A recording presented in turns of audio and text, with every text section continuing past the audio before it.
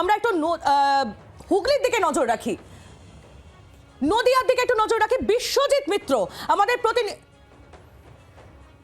আমরা বিশ্বজিতের সঙ্গে কথা বলবো, তবে তার আগে আমরা বিধানের সঙ্গে কথা বলে নেব।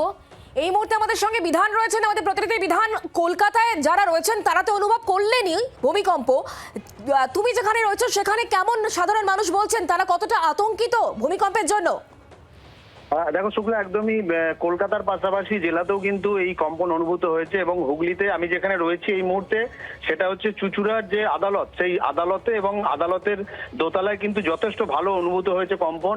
যারা রয়েছেন আদালতে, যারা এসছেন, তারাও কিন্তু বলছেন যে এই ভূমিকম্পের যে অনুভূতি সেটা তারা বুঝতে পেরেছেন এবং বিভিন্ন জায়গা থেকে আমাদের কাছে খবর আসছে যে বাড়িতে যারা রয়েছেন, ফ্ল্যাট বাড়িতে বিশেষ করে, তারাও কিন্তু বলছেন যে এই ভূমিকম্পের যে অনুভূতি তারা টের পেয়েছেন।